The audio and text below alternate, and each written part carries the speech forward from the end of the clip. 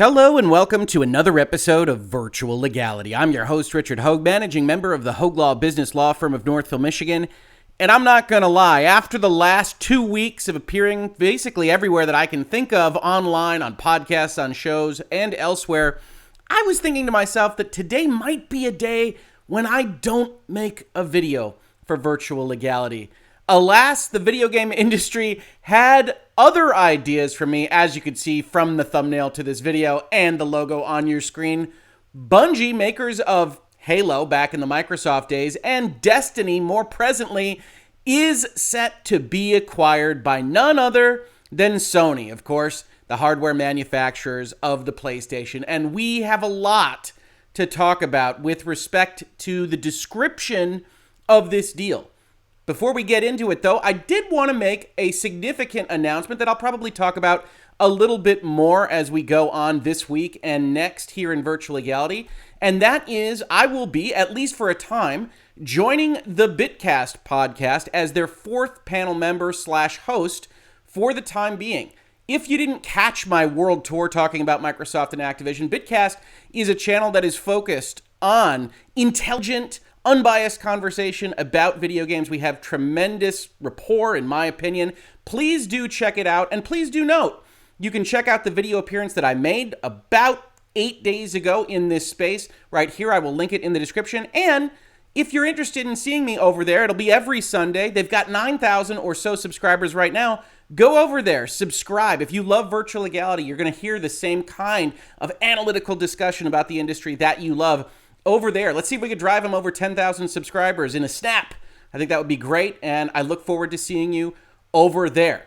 Now, in respect to the deal in front of us, I think it's worth noting that Bungie has been a frequent guest visitor here in Virtual Legality, going all the way back to episode number 13. Who can even remember that? Look at this terrible font work and everything else as a part of this thumbnail. Realizing their destiny, Bungie splits from Activision. This was one of the very first major sets of documents that I reviewed for the channel, and I noted that they wound up making a $150 million bet on themselves. Now, when we get to looking at the numbers here, you'll see how small of a number that, in fact, is. But one aspect of that deal that's important to note is that Activision never owned Bungie. Bungie has had a long and somewhat fraught history with working with business partners and owners, including Microsoft and Activision. But they were so kind of prickly about that ownership question after leaving Microsoft that they never entered into any kind of equity position agreement with Activision. It was only ever a publishing agreement, a very long-term one.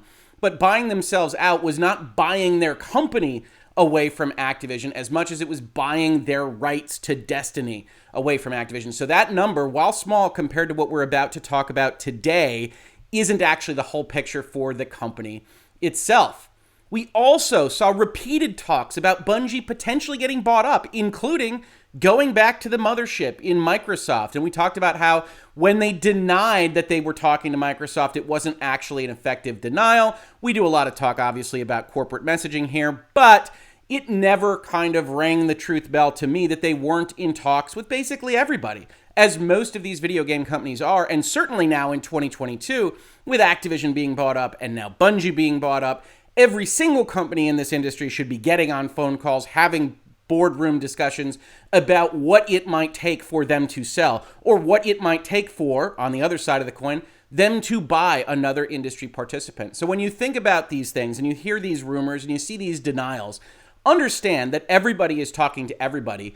At a certain fundamental level, that's their job. We also saw me complaining about the way that Destiny actually operates, their vaulting mechanisms, taking away content that people have actually purchased. If you love the Destiny product, I think you are more in favor of this than someone like me who only likes very specific aspects of Destiny, including Forsaken, which is going away very, very soon. And we'll talk about Vault a little bit as part of this deal because additional resources could potentially change the metrics and calculations that went into this, but also whether or not Sony can actually control what Bungie does is an open question after reading through the documentation today. So keep all of that in mind. And finally, we saw IGN report on cultural issues at Bungie, and we analyzed that article. We found some fault with it, but certainly there are things to take note of. And one could argue that Microsoft buying Activision and its cultural issues was effectively matched today by Sony announcing that it's purchasing Bungie and its cultural issues, although I don't think it's fair to put them in the same bucket. Which leads us to today. Sony Interactive Entertainment to acquire leading independent video game developer Bungie. And note the work that the word independent is doing here in this headline, and as we will see in the press release itself. So let's look at the press release itself. Sony Interactive Entertainment LLC, SIE, announced today that it has entered into definitive agreements to acquire Bungie Inc., a premier independent, there's that word again, video game developer and longtime partner of SIE that has created some of the video game industry's most highly acclaimed franchises, including Halo and Destiny. Now, why there's no love for Ori or Myth or Marathon, I don't know. Now, of course, I do know Halo and Destiny are their big ones. It's interesting to note that they use the word Halo here, the franchise Halo, when one of the intellectual properties that Bungie most definitely does not own is the Halo intellectual property, which is, of course, owned by Microsoft and being run by 343 Industries as of today's date. But you can also see a couple of other things popping out even in this first sentence. First and foremost, if you've been in Virtual Legality for a while, you know this already. It's important to note that entering into a definitive agreement does not mean that the sale has actually happened. All that has happened as of yet is that Sony and Bungie have agreed on pricing terms, agreed on what this thing should look like when it's done, and definitely agreed on some kind of contractual commitment to independence that we'll talk about as part of this video, but they still haven't signed it. They still haven't closed the deal. The transaction hasn't been completed until a number of other conditions are met, including, as we've talked about in other contexts, including Microsoft and Activision, the regulators approving of the deal, which I don't believe will be a problem, but we can talk about that as well when we get to them talking about it. We also see SIE refer to Bungie as a longtime partner. And that's interesting. I don't know how you all envision the Bungie-Sony relationship, but I don't think of them as a partner to Sony in the same way that I thought Insomniac was, for instance, before Sony acquired them. I look at the phraseology here as effectively a rhetorical device. Sony, it's important to note, always likes to say that it's acquiring companies that it has worked with in the past, that its growth is organic, that it's doing what makes sense to it, as opposed to Microsoft opening the money cannon and buying up these massive publishers that maybe Microsoft doesn't have as close a connection with. So I think what you're seeing there is a rhetorical tick from Sony that effectively says, well, we all know Bungie's been a longtime partner of ours. This is the same kind of thing as Insomniac, when, in all honesty, it really isn't, especially given Bungie's history of being a Microsoft wholly owned subsidiary not all that long ago. I know video gaming moves fast, but it's still within the 21st century that Bungie was owned by Microsoft. So when we look at these things, I don't really think of them as being as closely tied to Sony as some other companies would be. But it is important to Sony to present like they are. This acquisition will give SIE access to Bungie's world-class approach to what? Game design? Content? No. Live game services and technology expertise, furthering SIE's vision to reach billions of players. So we begin to see in this opening paragraph what each side thinks they're getting out of this. And from the Sony side of things, Sony hasn't had a good connection to live services game creation before now. And Bungie, whether or not you think they're doing Destiny well, is still one of the few companies that has had some success with this live game services model at the AAA console gaming level. So one of the things that Sony is purchasing here is institutional know-how, technological expertise, and potentially the ability for Bungie to drop in and help Sony do whatever it's seeking to do outside of that situation with live game services in a different context. That's what they say they are buying. That's what they want their investors to know they are buying in this opening paragraph of the press release. Here's where the rubber hits the road, and this will definitely be the main subject matter that we discuss in this video. Bungie will continue to operate independently, maintaining the ability to self-publish and reach players wherever they choose to play. Now, this is odd. So if you don't know, I'm a mergers and acquisitions lawyer. I do venture capital, business transactions in general. I've done a lot of acquisitions in my time, in my career. And I don't know that I have ever seen a purchase that says after we're done buying you, you get to operate independently and maintain your own unilateral ability to self-publish your content and decide what markets you're selling into. Now, at the end of the day, Sony could, of course, presuming there isn't a contract problem with this at some point in the future, change how things operate. But in order to get Bungie to sign on the dotted line to this transaction, Sony apparently had to promise them that they would have full and final creative authority around how they operate. And if you're familiar with Bungie's story, that might not come as much of a surprise. We talked about it a little bit when we were going through the number of videos that have appeared on this channel regarding Bungie, but Bungie does have a fraught history with working with ownership, being told what to do. It's official, says Wired, as of October 5th, 2007, Bungie is splitting from Microsoft. And then only a few years later, a decade or so, Bungie split up with Activision, keeping control of their destiny. That's that $150 million bet that we saw. So one version of events that you could look at and how Bungie operates might be to suggest they're a little bit tricky to manage, that they are that actor that wants to talk about the script and make changes and won't come out of their trailer unless they get some portion of what they want. And Microsoft learned that, Activision learned that, and one would imagine that Sony will learn that in the future. So this is a giant bet, because instead of saying, okay, we'll work with you and we'll figure it out together, Bungie apparently had the leverage in this scenario to say, well, we'll sell to you, you'll give us the resources we need to make our games, and you'll get the profits from those games. We won't be participating in that. We're essentially exiting for the money that you're going to pay us for our company now, but we're going to be in charge. We're going to decide what the next game is that we make, what that script says, where it goes, who it's sold to, including your major hardware competitors, and you're going to have to be okay with that, or we won't sell to you. And apparently Sony was okay with that, and understand that this is part of an environment in which Microsoft has bought Activision, and the biggest first-person shooter franchise in AAA console gaming on the planet Earth in Call of Duty. Now, we've already analyzed this space that Phil Spencer at Xbox has said he would like to see Call of Duty continue on the PlayStation platforms, and we don't know exactly how sincere to take that. I'm more inclined to find that sincere than my commenters and some others that have analyzed that particular statement. But what we do know is that there's no guarantee that Call of Duty will appear on the Sony platforms in the future, and that if Sony were to just stand pat and not do anything to develop first-person shooters or anything to compete with that franchise on its own, it would be in a very, very, very poor position of leverage when push came to shove in those negotiations. Having Destiny, having Bungie under their Sony umbrella helps them have leverage in that conversation, at least if they can do something to control what Bungie does. So we'll talk about how this might work a little bit more as we go on, but that is so worthwhile to note and so bizarre. Because when you spend money buying a company, I tell my clients this, I've talked to other sides, I've talked to opposing counsel on this, when somebody spends money, they're buying something. And generally speaking, that's control of the entity that you're giving up. Here, that doesn't appear to be the case, at least for some time. Now, what's Bungie doing?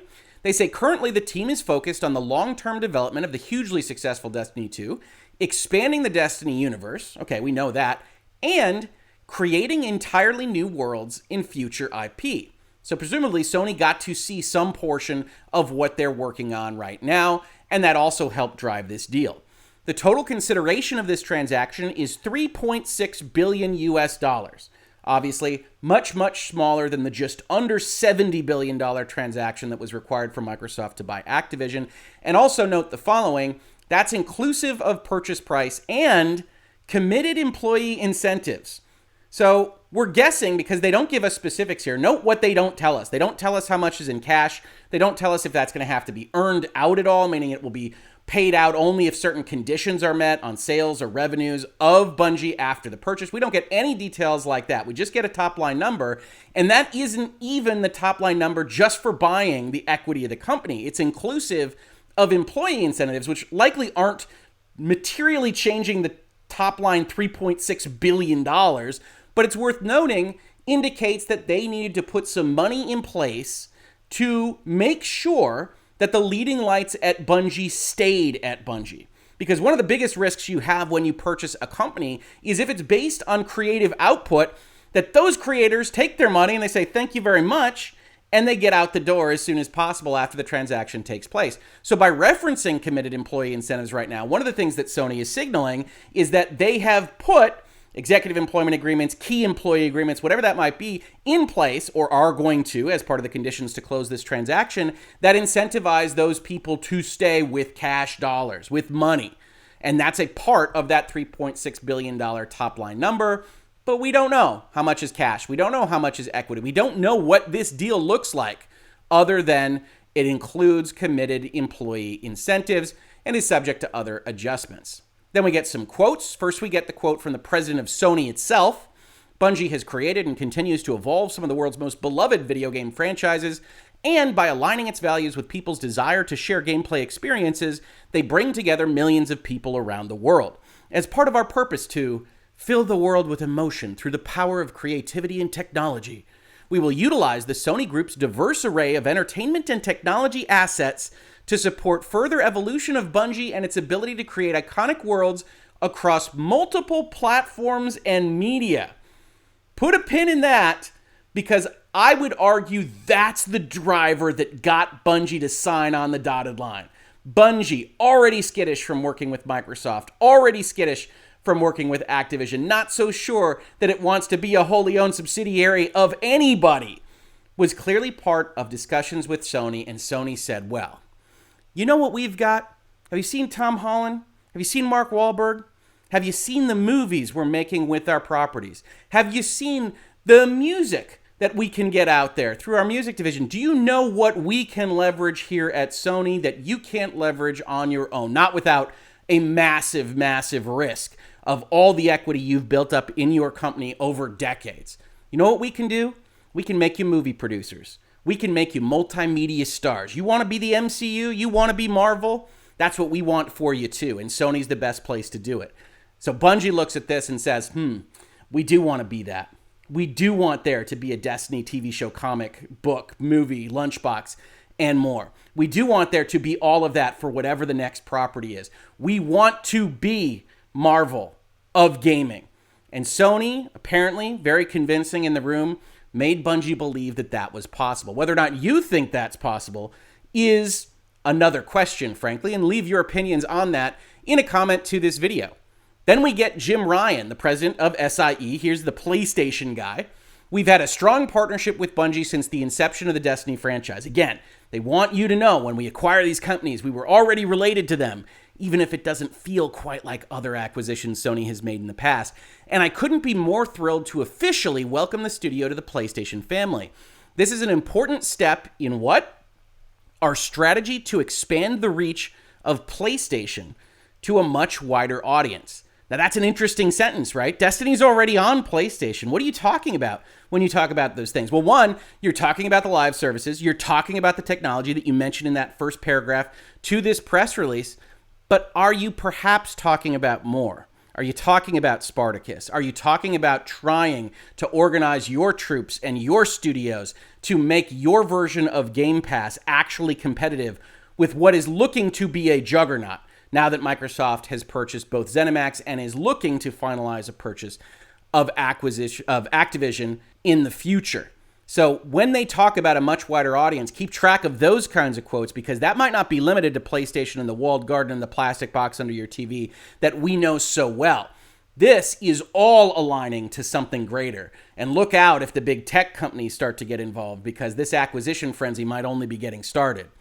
We understand how vital Bungie's community is to the studio and look forward to supporting them as they remain independent and continue to grow. And I only highlighted that there not because it's new information. We've seen it now in a couple of places in this press release. But to note, when you have quotes like this, when you have a press release like this, it's approved by both sides. That's a part of the merger negotiations. It'll say both sides will get to sign off on the press release we put out here. So it's clear one of the things Bungie wants known again and again and again is that they ain't giving up their independence to be purchased by Sony. And that makes this bet so much bigger than just $3.6 billion in either cash or equity on the part of Sony. Because if they can't control what Bungie does, Bungie has the full power, authority, and ability to completely go off and do whatever it is that they want, whether or not it helps Sony's bottom line, at least for a time. We probably aren't going to get to see the contract that actually makes this possible, right? Bungie is going to operate independently, but they're going to be owned by a different shareholder, and that shareholder will have had to agree contractually to not exercise its rights in certain respects that a shareholder would otherwise have the right to do, including getting rid of the board, mandating that they operate in a different capacity, because shareholders are where the power in a corporation is set to ultimately lie. But Sony will have given up some of that in order to get Bungie to sign this contract here, and that makes for such an interesting state of affairs. Finally, we get the quotes from Bungie. In SIE, we have found a partner that fully supports us and wants to accelerate our vision of creating meaningful entertainment experiences. Note the limitation there not being to video games that span generations. I think of generations in this context as console generations. Maybe they actually mean people generations. It's hard to say. All while valuing what? The creative independence. Every single party talks about independence. That is the heartbeat of Bungie. We will continue pursuing our vision of one unified Bungie community, which in press release form looks very much like they intend to continue supporting Microsoft and Steam and everywhere else, building games that value our community and meet them wherever and however they choose to play. Both Bungie and SIE believe that game worlds are only the beginning of what our IP will become. We're not a video game company. Our original universes have immense potential. Note the use of the word universes there. As we know right now, Bungie really only has access to one modern universe. I joke about Marathon and Myth and other games that they've made, but realistically, they have the Destiny universe under their control right now, and that's it. One does wonder how great whatever they're working on must look to get Sony to also commit to this, but I think if you want to be an optimist, it must look pretty darn good in order to get $3.6 billion out of an entity that won't be able to control your future direction if we are to believe what is stated in these press releases. Our original universes have that immense potential, and with SIE's support, we will propel Bungie into becoming a global multimedia entertainment company dedicated to delivering on our creative vision. They have either visions of grandeur or delusions of grandeur, depending on how you feel about this kind of thing. But Bungie is entering into this deal because they don't want to just be a video game company anymore.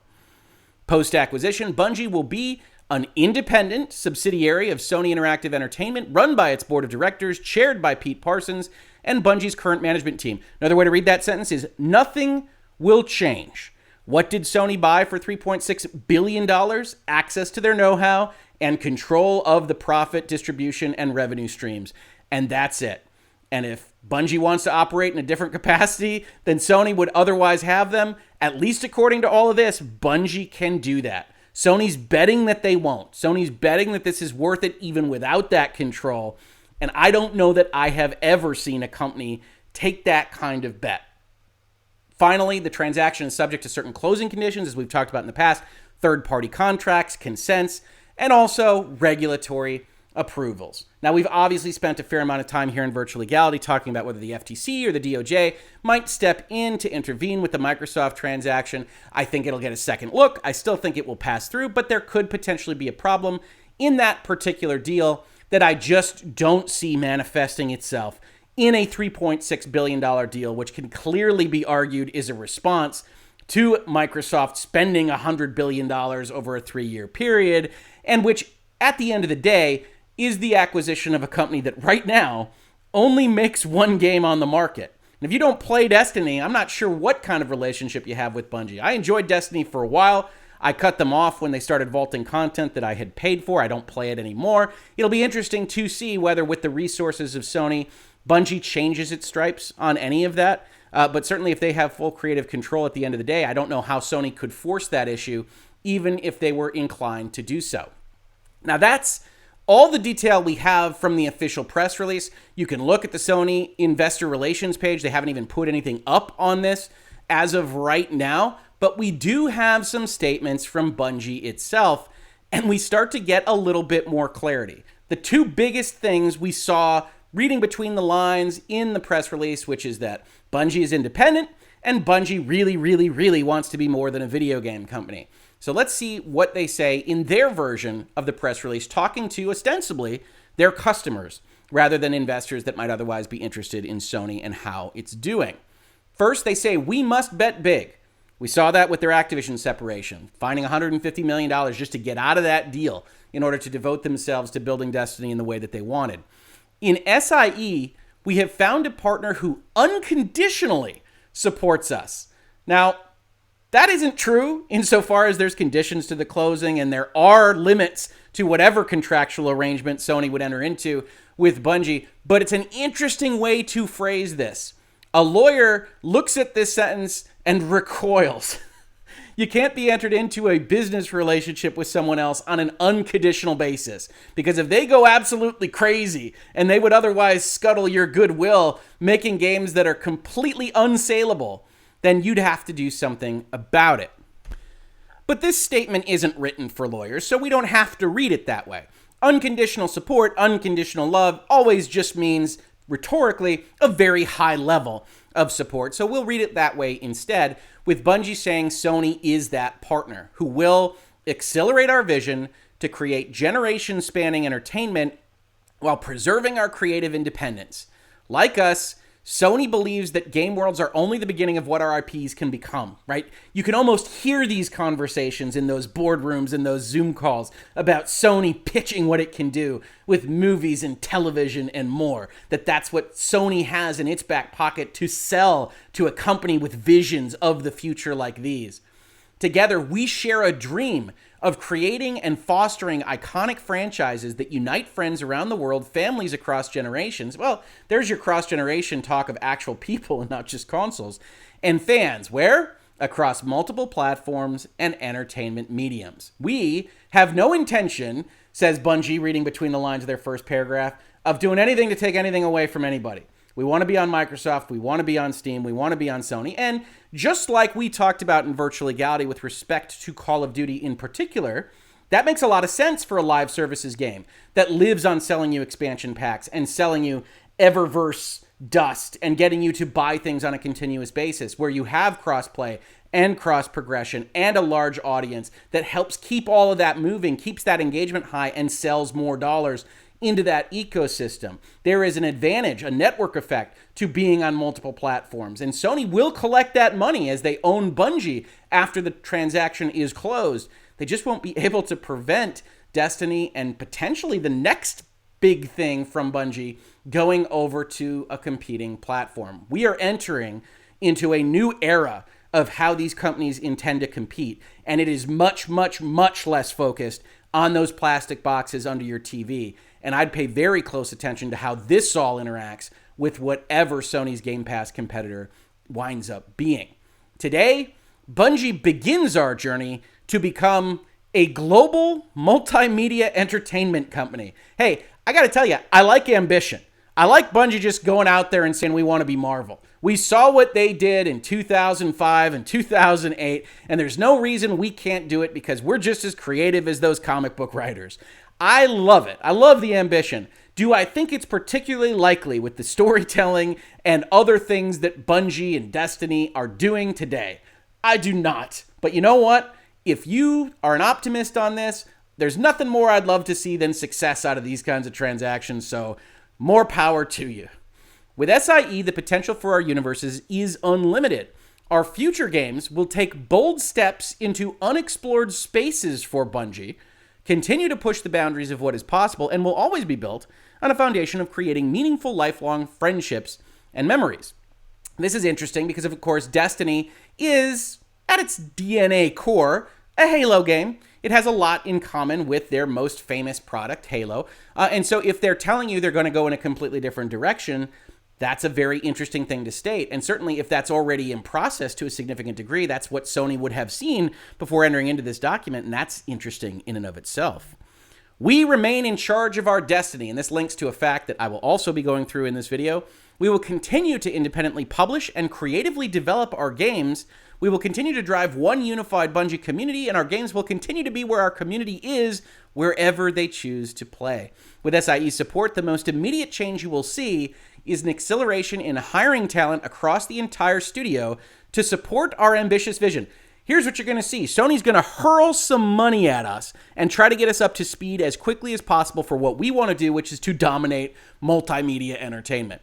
All right, go nuts, Bungie. Let's see what you got. Empowered by our people, we have pushed the boundaries of what we thought was possible and transformed who we are as a company. More than anything, Sony understands that our people and our community are both the priority and the heart of our success, and are willing to stand alongside us as we continue to use our platform to drive action towards a more welcoming and equitable world. Our goal is to build a place where the world's most creative and talented people can come and do their best work, no matter who they are, where they are from, or how they identify. Which is an interesting paragraph in the middle of all this, talking about their people, talking about the folks that work at Bungie. And it'll be interesting to see how exactly that winds up correlating with some of the stuff that we talked about at the top of this video, particularly some of the accusations that have been made about how the company operates, particularly in the face of how they immediately commented on Activision's situation in the summer/fall of last year. Now, I promised you we'd look at the FAQ as well. It's pretty much the same kind of concept, but you do see confirmation that when they say independent, they apparently mean independent. As a Destiny 2 player, does Bungie becoming part of PlayStation have any immediate impact? No. Our commitment to Destiny 2 as a multi-platform game with full crossplay remains unchanged. We want you to play Witch Queen on the platform of your choice. Will non-PlayStation platforms be impacted? No. We want to maintain the same great experience you have on the platform of your choice. Will any announced seasons be changed? No. Everything's unchanged through at least the final shape in 2024. Will Witch Queen include platform exclusives? No. Will cross-platform be changed or removed? No. Bungie has future games in development. Will they now become PlayStation exclusives? No. We want the worlds we are creating to extend to anywhere people play games. We will continue to be self-published, creatively independent, and we will continue to drive one unified Bungie community. This purchase is not made to go and hide things from Microsoft and the Xbox community. Bungie apparently would not allow it in their contract negotiations. And I say that not because I was sitting in the room when these things were discussed, but because Sony on their side of the table would always want at least the option to evaluate the return on investment of these kinds of moves. Not to say that they would necessarily take them, because as I said, Destiny's value is in its network effects. We don't know what the future games in development are, but they might be the same. Nevertheless, Sony has given up, according to these statements and what we saw in the press release, the right to control their own destiny on how Bungie operates and sell its products into the marketplace in order to get Bungie to the table at all. And I tweeted out that this was just a bizarre set of circumstances for a transaction of this type. And I mean it when I say that. I can't recall any kind of transaction that looks the way this does. And I very much hope that this turns out great for all parties involved. More games, better content, more resources. Fantastic for everybody. Microsoft, Nintendo, PlayStation, whomever you choose to play your games with. But I do grow concerned when you do have a company that has evidenced a problem with working with any kind of notes, any kind of ownership, and regardless of whether Sony has ultimate say, they almost certainly have a board observer right, the ability to sit in on those meetings, see how things are going, the right to have a phone call with people, evaluate things, maybe recommend certain directions, even if Bungie gets final say, and how that will interact, how that will work in the context of a company that was clearly so concerned about what Sony might do that they made it a part of the contract itself, means that this particular transaction, from my perspective, sitting on the outside looking in, seems enormously likely to cause friction and potentially major friction if virtually anything goes wrong at any point in the future on this. So, yes, we live in an era of consolidation and acquisitions and combinations, and that is unlikely to change in the future. But I would be very surprised if we saw a transaction that looked anything like this. Now, the last thing I will leave you with is a number of people ask me, well, you say that this is a response to Call of Duty, and I think that it is, but that couldn't have possibly happened. You don't have a $3.6 billion acquisition happen in the course of 2 weeks. That's right. You have talks with everybody. Some of those are going to progress further and faster than the ones that happened before. But one of the things that's enormously clarifying and that gets deals done and signature on pages is massive industry events or other news items. When the pandemic happened, deals either shut down or they accelerated. These kinds of things make people reevaluate their positions. And if maybe Bungie didn't want to sell for 3.6, but they wanted to sell for 3.8, and this happened, and they said, okay, let's just get this done, or the opposite. Sony didn't want to buy at 3.6, they wanted to buy at 3.3. They say, well, okay, you know what, forget it. $300 million isn't worth worrying about. We'll give you your 3.6. Let's sign this up now. So yes, they were talking about this before Microsoft and Activision announced their deal. But a deal of that size, I'd be pretty surprised if Sony didn't have someone in some background telling them that that was happening at the same time. So all of this happens in a kind of morass and mess that occurs simultaneously across these various industry players. And do I think this deal gets done right now because it's important for Sony to avoid giving Microsoft extra leverage in the race to get Game Pass subscription as a service revenue in the door with whatever Sony might otherwise call it? I do. And watching this and the risk that Sony has taken will be very, very interesting, both now and in the future. This has been Virtual Legality for today. If you enjoy talking about video games, technology, software, and more through the lens of business and law, please consider supporting the channel. We can't do it without support from viewers and listeners like you. We've got a Patreon. Check that out. Very reasonable tiers, I think. So please do visit that. The link is in the description of this video. There's also other ways to support the channel listed in that description. Otherwise, just subscribing to Season Gaming and the Bitcast, as I mentioned at the top of this video, telling your friends that we're here having intelligent, analytical conversations about the news that matters to you following this industry. Every single little bit helps. If you caught this on YouTube, thank you so much for watching. And if you listen to it as a podcast, thank you so much for listening. And I will catch you on the very next episode of Virtual Legality.